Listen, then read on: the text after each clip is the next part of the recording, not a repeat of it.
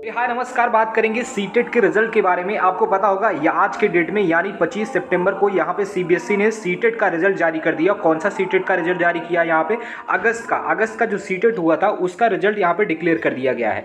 इसमें जो लोग पास हुए हैं, कह सकते हैं आप, इतना पहली बार हिस्ट्री में हुआ जब इतने कम लोग पास हुए हों। सीबीएसई के द्वारा बहुत सारे एग्जाम करवाए गए हैं, लेकिन ऐसा पहली बार हुआ है जब इतने ज़्यादा लोग फेल हुए हैं। आपको बताएं, परसेंटेज जान के आप हैरानी होगी कि 24% केवल 24% ऐसे लोग हैं जो पेपर फर्स्ट में पास हुए हैं और 8% ऐसे लोग हैं जो पेपर 2 में पास हैं। वहीं अगर बात करें 100% में से इतने परसेंटेज लोग पास हैं और बाकी सारे लोग फेल हैं। अगर मैं पेपर 2 की बात करूं तो आप एकदम आश्चर्यजनक हो जाएंगे। यहाँ पे 8% का मतलब हो गया कि 92% लोग फेल हैं। क्या इतना ज़्यादा टफ पेपर आया था? ये लोग ही नहीं पढ़ के गए थे। और इसका इम्पैक्ट कहाँ पड़ सकता है? देखिए, लोग नहीं पास हुए हैं, मेरे चैनल पे मैं अपनी स्ट्रेटजी शेयर करूंगा आपके साथ। मैंने कैसे स्कोर करा था 110 इन फर्स्ट अटेम्प्ट, और वो भी कह सकते हैं केवल और केवल 2 वीक पढ़ के। तो वो मैं बताऊंगा अपने फर्स्ट अटेम्प्ट के बारे में और साथ ही साथ अपने स्ट्रेटजी के बारे में, क्या रही थी मेरी स्ट्रेटजी जिससे मैंने स्कोर करा था 110 प्लस। दोनों पेपर में ही आपको प्रूफ के रूप में मैं दिखा भी दूंगा।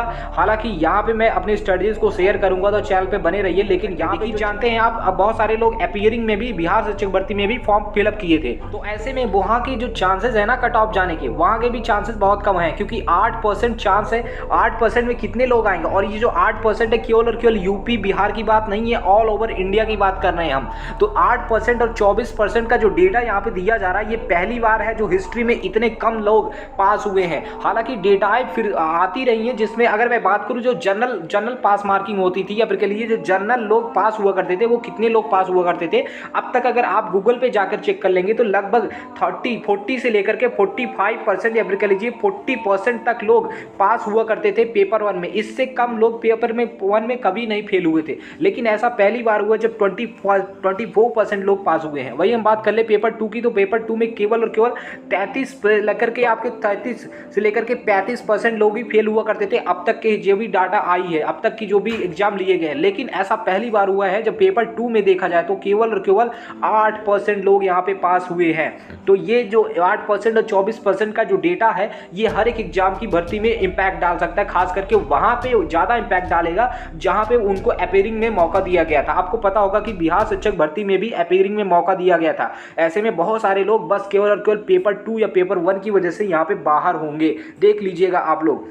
तो वैसे हम डेटा देख लेते कितने लोग पास हुए, कितने लोग फेल हुए हैं। देखिए यहाँ पे 12,000, वैसे तो हम बात करें 15 लाख लोग यहाँ पे आए थे, फॉर्म फिलअप किए थे, रजिस्टर्ड किए थे अपने आप को। वहीं 12 लाख लोग यहाँ पे उपस्थित हुए थे पेपर देने के लिए। इनमें से लगभग 2 लाख या फिर कह लीजिए आप 3 लाख लोग यहाँ पे पास हुए थे। अगर इन डाटा को हम यहाँ पे कैलकुलेट करें तो 24% लोग ऐसे हैं जो कि यहाँ पे पास हुए थे। अगर बात करें पेपर 2 में तो 14 लाख लोग ऐसे हैं जो रजिस्टर किए थे। वहीं अगर 11 लाख लोग ऐसे थे, 11,66,000 लोग ऐसे थे जो यहाँ पे पेपर देने उपस्थित हुए थे। और बात करें जो पास मार्किंग है, जो क्वालिफाइड लोग हुए हैं वहां पे 1,01,057 लोग। मतलब कुल मिलाकर कहें तो 8% केवल ऐसे पीपल हैं जो यहाँ पे क्वालिफाई कर रहे हैं पेपर 2 को। इतनी भारी संख्या में और कह लीजिए इतनी बड़ी संख्या में ये लोग फेल हुए हैं।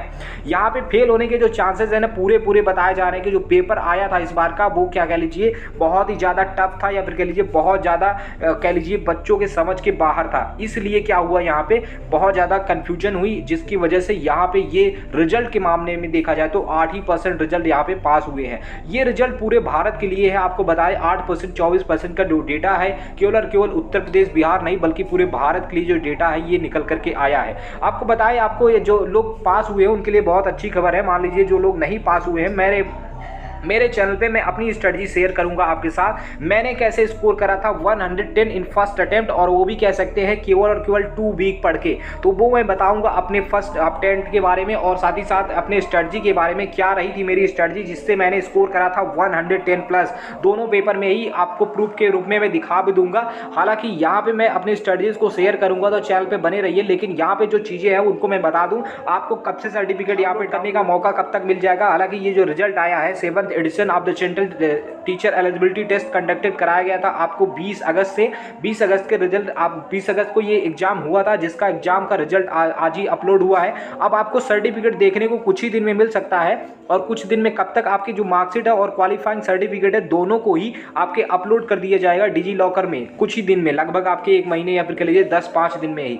तो कैंडिडेट वहां से डाउनलोड कर सकते हैं अपने मोबाइल नंबर को यूज करके, जिससे कि वो आसानी से किसी भी एग्जाम में उसको अप्लाई कर सकते हो। तो चैनल पे जुड़ जाइए जिससे कि सारी न्यूज आपको मिलती रहे, और हम रणनीति बनाएंगे अगले सीटेट के बारे में जो दिसंबर में होने वाली है 2023 या 24 की कह लीजिए। चैनल से जुड़े रहिए, सारी अपडेट्स आपको टाइम टू टाइम मिलती रहेगी। आपके हमारे साथ अपना कीमती समय साझा करने के लिए बहुत बहुत धन्यवाद।